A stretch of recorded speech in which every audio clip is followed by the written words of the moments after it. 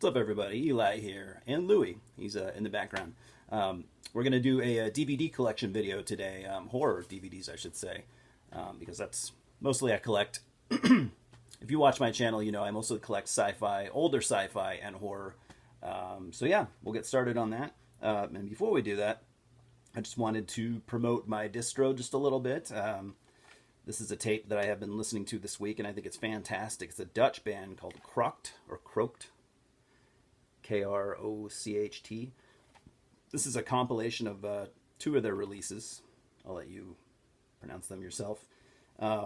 This came out on Kvasir Records in 2008 and was distributed by Heiden's Heart Records out of the Netherlands.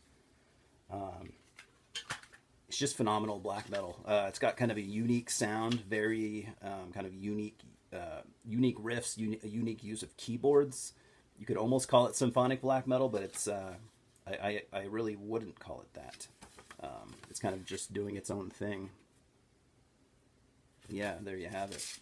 I'm not playing it in the background. I'm actually trying, kind of toying around with things. I watched a video the other day about kind of like tips, like what to do or what not to do in when you're making videos, and one of them was don't play any music. It just distracts from the actual video. So I personally do like playing music in the background. I don't think I usually ever have it too loud.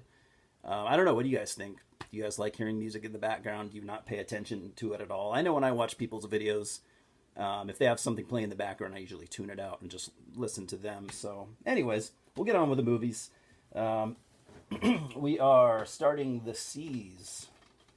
The letter C. As I've said before, my horror collection is nowhere near as large as my music collection. But here we go. Starting off with an all-time classic, Cabinet of Dr. Caligari. This is a German silent era film.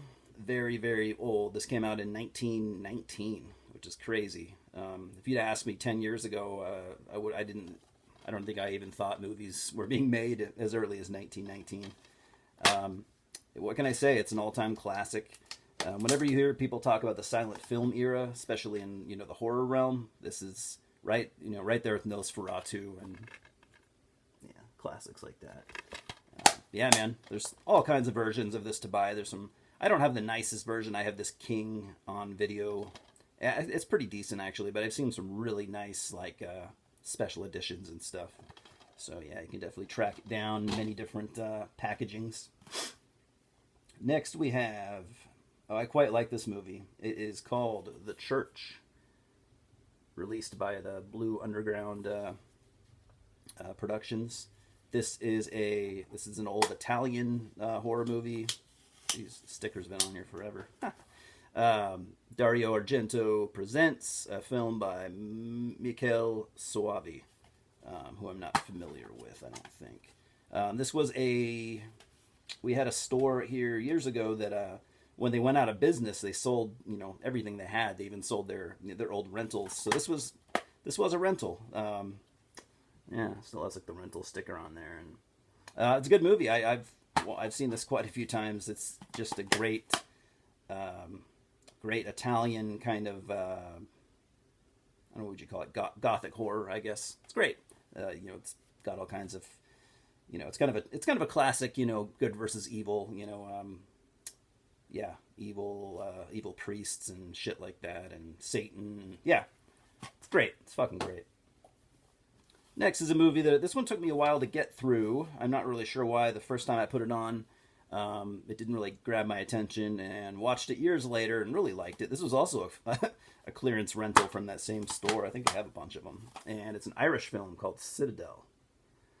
It's a pretty bleak movie. Great cinematography. There's little use of color. There are no bright colors in this movie. It's kind of, you get what you see on the cover. There's lots of grays and blues and just void of color, void of feeling. It's very, it's just bleak. It's about this dude who, without spoiling it, he's out, this happens right at the beginning of the movie. He's out walking his wife, who's pregnant, and his wife they get attacked by some thugs. The wife gets murdered, and after that, the baby survives, however. But after that, he forms like a pretty much a phobia of leaving the house. You can't really fucking blame him. But there's much more to it. There's like a weird cult, and yeah, I don't want to say too much, but it's a good movie. It's worth watching. It got some attention when it came out. I remember that, played at a bunch of film festivals and shit. So next, City of the Living Dead. I don't know, to be honest, if I've ever actually seen this movie. I've had it for quite some time, and yeah, I don't think I've seen it. Lucio Fulci.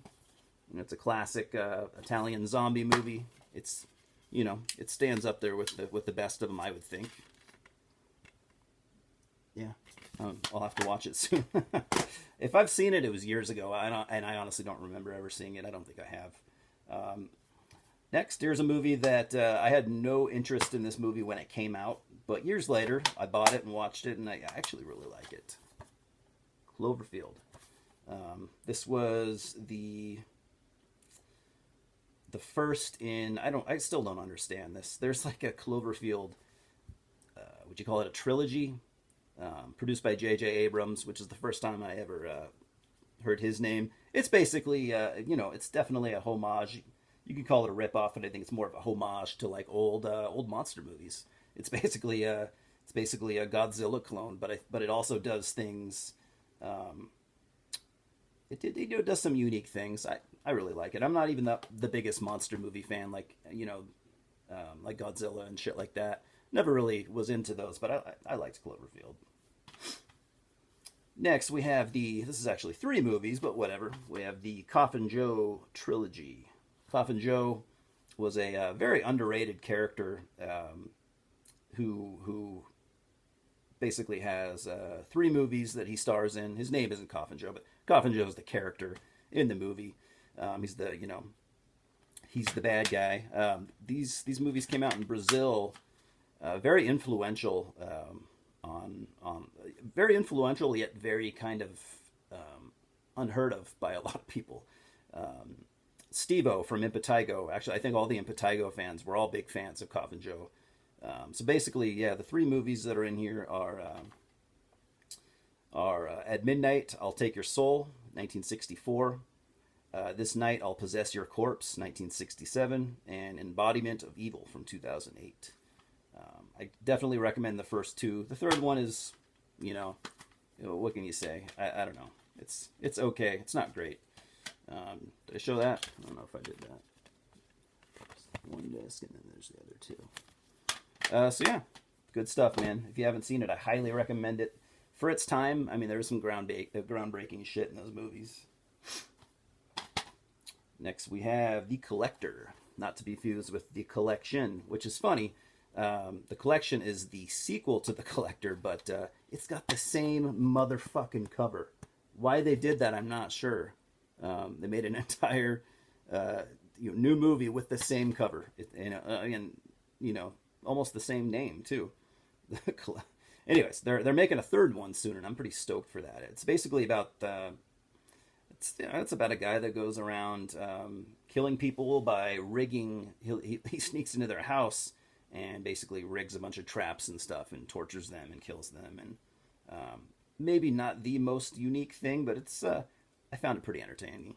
I found it enjoyable. Both movies. Yeah, like I said, I'm stoked for the third one.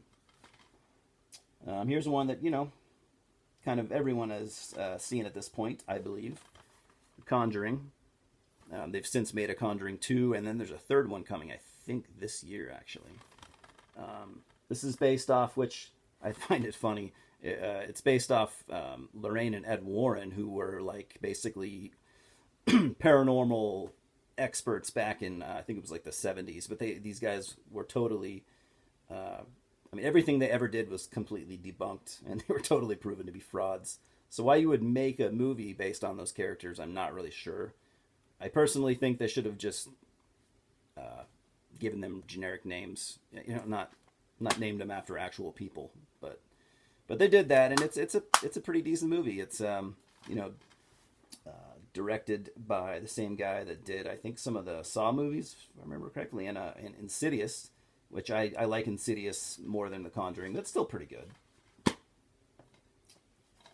Next, we have a movie that God damn it, I still haven't watched. I bought this years ago, and I really, really wanted to watch it. I still do, but I guess I keep forgetting about it, and to this day, I haven't seen it. KROHT. It's a Spanish movie directed by Guillermo del Toro. I guess one of his earlier movies, you could say. It's a vampire movie. I know that much.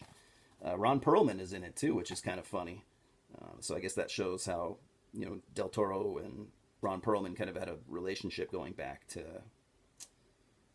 quite some years. I don't know exactly when this came out, but it's pretty old. It had to have been at least late 90s, if not earlier than that. Anyway, I heard it's great. And last but not least, we have Cube. This is one that I want to say I'm new to it, but I think I came around to this one, I think, probably like 10 years ago. But it was funny because before that, I had never heard of it, ever. And I feel like within the last 10 years or so, it's definitely made a resurgence. Like, everyone knows about this movie now.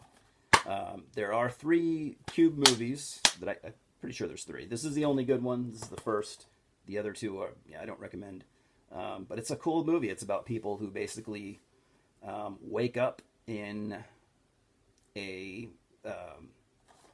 basically a giant cube that is just full of rooms. It's a maze basically, and in every room there's a trap in it, and it's pretty badass. Definitely recommended. Anyway, that's it. That's all I got. So what did you guys think about the new music playing? Do you like it? Do you not like it? Do you just not give a shit? I imagine that's probably going to be the case with most of you. But anyways, no news at the moment, I don't think. I'm just kind of plugging away at life. So thanks for dropping by. We'll talk soon. Cheers.